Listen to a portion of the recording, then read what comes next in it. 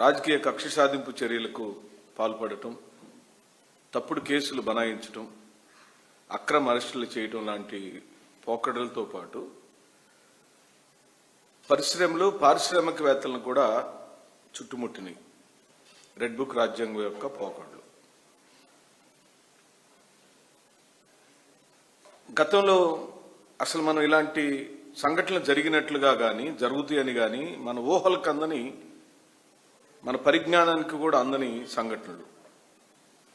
పారిశ్రామిక రంగంపై టీడీపీ కూటమి నేతలు విశృంఖలమైన చర్యలకు పాల్పడుతున్నారు. ఇది ఒక శాపంగా మారిపోయింది. కొత్త పరిశ్రమ పెట్టాలన్నా, పెట్టిన పరిశ్రమలు కొనసాగాలన్నా,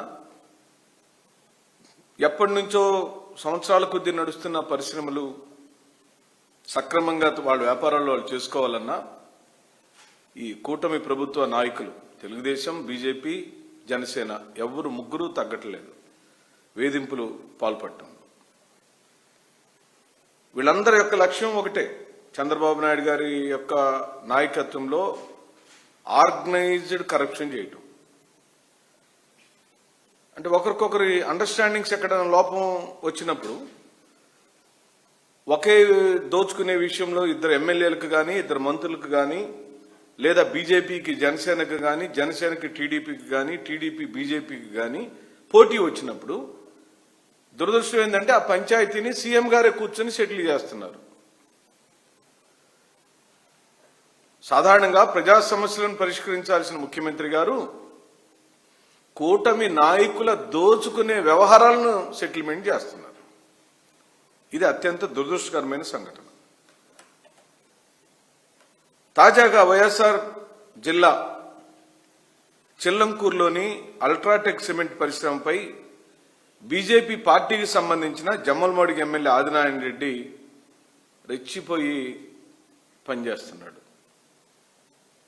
ఇటీవలే ముఖ్యమంత్రి గారిని కలిశారు ఆయన 15వ తారీఖు నాడు, బుధవారం నాడు 15వ తారీఖు కలిసి అల్ట్రాటెక్ సిమెంట్కి సంబంధించిన వ్యవహారాన్ని ముఖ్యమంత్రి గారి దృష్టికి తీసుకువెళ్లి ఇక ఆ రోజు కలిసిన దగ్గర నుండి వాళ్ళ అనుచరుల్ని ఫ్యాక్టరీలోకి పంపించాడు. కార్మికులు ఎవ్వరు కూడా ఆ ఫ్యాక్టరీలోకి వెళ్ళటానికి వీల్లేదని హుకుం జారీ చేశాడు. క్వారీ నిర్వాహకులందరినీ బెదిరించాడు. ఆ రా మెటీరియల్ సప్లై చేసే ట్రాన్స్పోర్ట్ వాహనాలను ఆపడానికి విశ్వ ప్రయత్నాలు చేస్తున్నాడు. ఈ రోజుకు కూడా ట్రాన్స్పోర్ట్ అధికారులకు, ఆర్టీఓ అధికారులకు చెప్పి అన్ని పర్మిషన్లు ఉన్న వాహనాలను అటువైపు వెళ్ళనీయకుండా భయభ్రాంతులు చేస్తున్నాడు. ఆధిపత్య వ్యవహారాన్ని, అల్ట్రాటెక్ సిమెంట్కి సంబంధించిన వ్యవహారంలో దౌర్జన్యకరమైన సంఘటనలు పాల్పడుతున్నాడు ఆదినారాయణ రెడ్డి.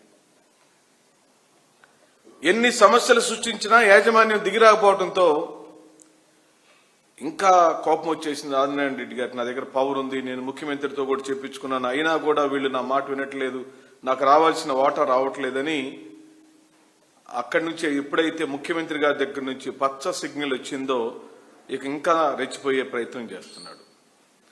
మీ అందరికీ గుర్తుందో లేదో, ఈ మధ్యనే అదే ఆదినారాయణ రెడ్డి గారు తిరుపతిలో జరిగిన ఒక సభలో ఈ ప్రభుత్వంలో కమ్మగా ఉందని చెప్పాడు. కులం పేరెత్తి మరి ఫలానా కులం వాళ్ళకే ఈ రాష్ట్రంలో పనులు అవుతున్నవి అని ఆదినారాయణ రెడ్డి స్పష్టంగా ఆరోపణ చేశాడు ఒక సామాజిక వర్గం మీద. బాహాటంగానే చెప్పాడు, ఆయనేమి సిగ్గుపడలేదు. ఆ వ్యవహారం మీడియా అంతా గగ్గోలు పెట్టి చెప్పింది.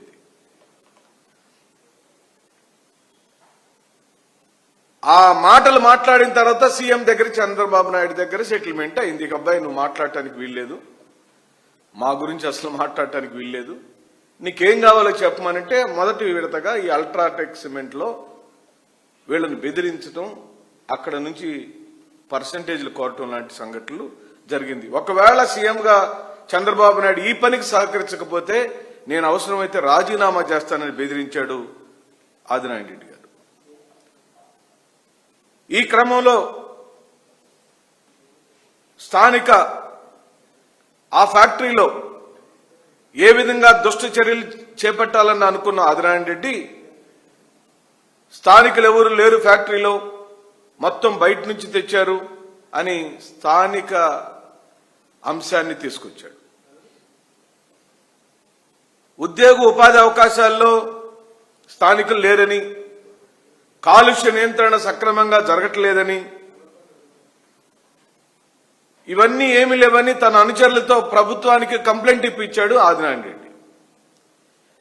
పోనీ దీన్ని విచారణ చేపట్టిన ప్రభుత్వ అధికారులు ఏమని తేల్చారంటే 89% మంది స్థానికులు ఇప్పుడు ఆ కంపెనీలో పనిచేస్తున్నారు. ఇది ఇప్పుడు మేం చెబుతున్న సంఖ్య కాదు, ఇది అక్షరాల ప్రభుత్వంచే నియమించబడిన అధికారులు తేల్చినటువంటి సంఖ్య. 89% మంది స్థానికులు ఇప్పటికే పనిచేస్తున్నారు. కాలుష్య నియంత్రణ కూడా సక్రమంగా ఉన్నట్టుగానే రిపోర్ట్ వచ్చింది. స్థానికేతరులు అంటేనేమో స్థానికులు 89% మంది ఉన్నారని రిపోర్ట్ వచ్చింది. కాలుష్య నియంత్రణ, కాలుష్యం వల్ల ఈ ప్రాంతంలో ప్రజలకు ఇబ్బంది కలుగుతుందంటే కాలుష్యం ఏమి ఇబ్బంది లేదు, దాని మీద కూడా మంచి రిపోర్ట్లు వచ్చినాయి అని మనకు సుస్పష్టంగా జరుగుతుంది. ఇంకా ఈయన ఏం చేశారంటే ఏం చెప్పినా ఆ ఫ్యాక్టరీని బెదిరించలేకపోతున్నాడు, మెడలు అంచలేకపోతున్నాడని ఈ బీజేపీ ఎమ్మెల్యే ముడి సరుకు సప్లై చేసే వాహనాలకు కట్టడి చేసే ప్రయత్నం చేశాడు. అల్ట్రాటెక్ వ్యవహారాల మొత్తాన్ని తన అదుపులోకి తీసుకోవాలని కుట్ర పన్నాగం చేశాడు. ఈయన ఎలాగలా అల్ట్రాటెక్ సిమెంట్ యొక్క వ్యవహారాలను తన కనుసన్నల్లో నడపాలన్నదే ఆదినారాయణ రెడ్డి యొక్క అంతిమ లక్ష్యమని నేను అనట్లేదు, స్థానికుల్ని ఎవరిని అడిగినా చెప్తారు. అల్ట్రాటెక్ యొక్క యాజమాన్యం యొక్క మనస్తత్వం ఇప్పుడు ఎలా ఉందంటే ఒక యముడిని చూసినట్టు చూస్తున్నారు. ఆదినారాయణ రెడ్డిని ఒక యముడిలాగా ఈ యాజమాన్యాన్ని బెదిరించే విషయంలో యాజమాన్యాన్ని అక్కడి నుంచి తరిమివేయాలనే భాగంగా స్థానికులను అడ్డం పెట్టుకుని చేస్తున్న పన్నాగాలన్నీ చూశాం. గతంలో మీరు గమనిస్తే వికాట్ అనే ఓ పరిశ్రమ ఉండేది. ఆ పరిశ్రమకు డైరెక్టర్గా బాలాజీ గోవిందప్పను అక్రమంగా లిక్కర్ కేసులో ఇరికించే ప్రయత్నం చేసిన ఈ ప్రభుత్వం ఆ పరిశ్రమ కూడా బెదిరింపులు, దాడులు ఏ విధంగా చేశారో మీకు తెలుసు.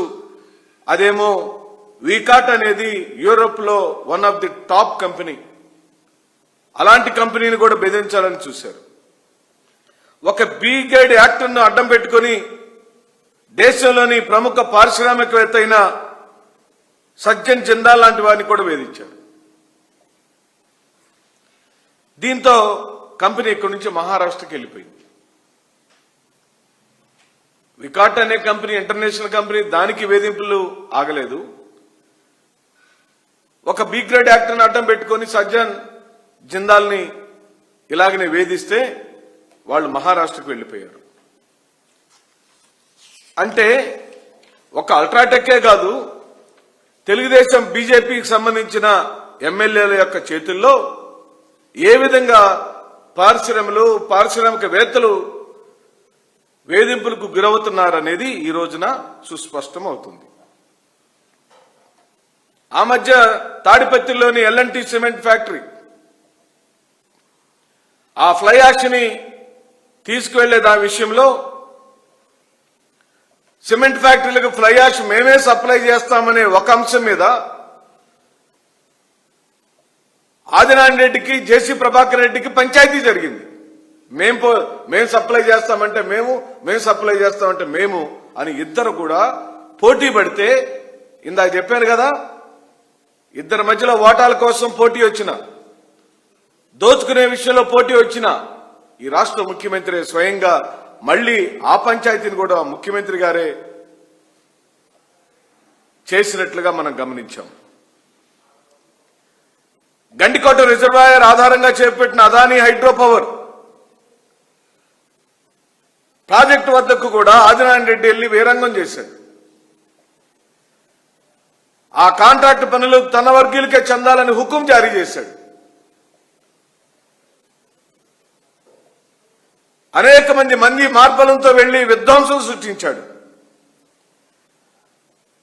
ఇంకో పక్కనేమో కాకినాడ పోర్టు సెజ్ను బెదిరించి తన నుంచి లాగేసుకున్నారని టీడీపీ సానుభూతిపరుడైన కేవీ రావుతో ఒక తప్పుడు ఫిర్యాదును చేయించి అరబిందో ఫ్యాక్టరీ చేతిలో ఉన్న పవర్స్ అన్నిటిని లాగేసుకుని ఈ రోజున అక్రమ కేసులు పెట్టి వేధిస్తున్నారు.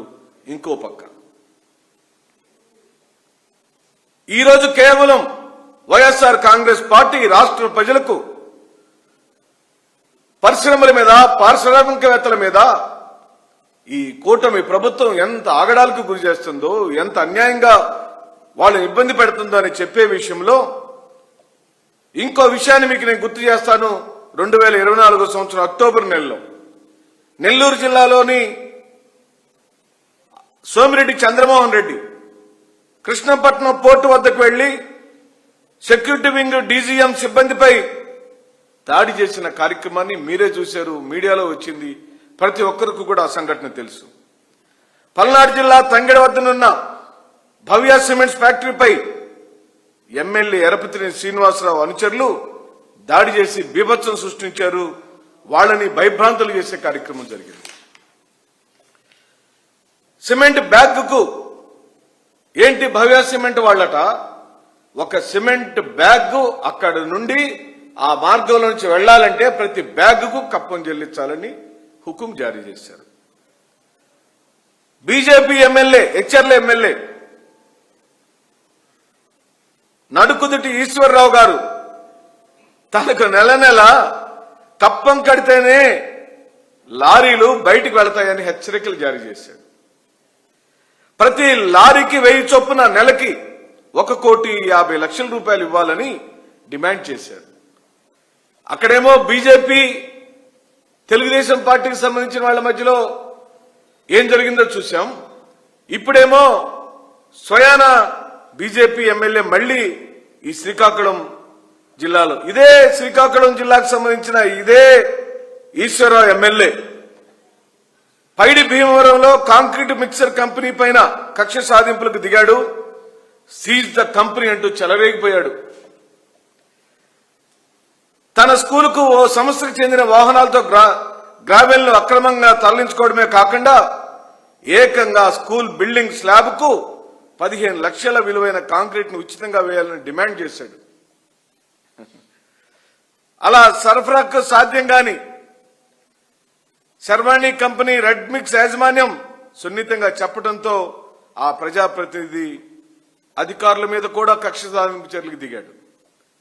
రామాయపట్నం పోర్టు నిర్మాణంలో తనకు వాటా ఇవ్వాలని Kandukur TDP MLA Inturi Nageswara Rao demand చేసిన విషయం మీ అందరికీ తెలుసు.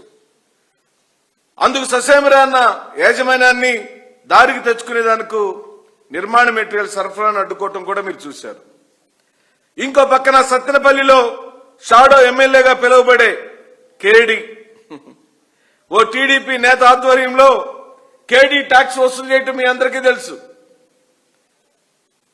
కననేటి రవాణా చేస్తున్న లారీలను అతని అనుచరులు ఆపి తమ నియోజకవర్గం మీదుగా వెళుతున్నందుకు కప్పం కట్టాలని డిమాండ్ చేశారు. ఇలా రాష్ట్రంలోని పరిశ్రమలు పారిశ్రామికవేత్తల పాలిట కూటమి ప్రభుత్వం శాపంలాగా మారింది. వారి బెదిరింపులతో ఇక్కడి నుంచి పరిశ్రమలు తడిపోతున్నా నిస్సిగ్గుగా నిర్లజ్జగా నిందన గత వైఎస్ఆర్ కాంగ్రెస్ పార్టీ ప్రభుత్వం పైన వేస్తున్నారు. గత ప్రభుత్వ హయాంలో పరిశ్రమలకు తరిమివేశారని దుష్ప్రచారం చేస్తున్నారు. తామేమో బహిరంగంగా దొరికిపోతూ అది కృష్ణపట్నం పోర్ట్ అయినా అల్ట్రాటెక్ అయినా వికాట్ అయినా లేదా మాచర్ల ప్రాంతంలోని పరిశ్రమలైనా ఏ పరిశ్రమ దగ్గరైనా సరే తెలుగుదేశం పార్టీకి సంబంధించిన బీజేపీ పార్టీకి సంబంధించిన ఎమ్మెల్యేలు మంత్రులు శాసనసభ్యులు ఈ విధమైన దోపిడీకి చేస్తుంటే అలా లొంగని కంపెనీలను భయభ్రాంతులు చేస్తే ఈ రాష్ట్రంలోకి ఏ పరిశ్రమవేత్త వస్తాడు? మేము అడుగుతున్నాం ఈ రోజున వైఎస్ఆర్ కాంగ్రెస్ పార్టీ పరిశ్రమలు రావాల్సిన హక్కుగా రావాల్సిన అనేకమైన పరిశ్రమలు రావాల్సిన ఈ తరుణంలో 2014-19 కాలంలో మీ హయాంలో ఈ రాష్ట్రంలోకి ఎన్ని పరిశ్రమలు వచ్చినాయో లెక్క చెప్పండి. 24 నుంచి ఈ 2 సంవత్సరాల కాలంలో ఎన్ని పరిశ్రమలు వచ్చినాయో లెక్క చెప్పండి.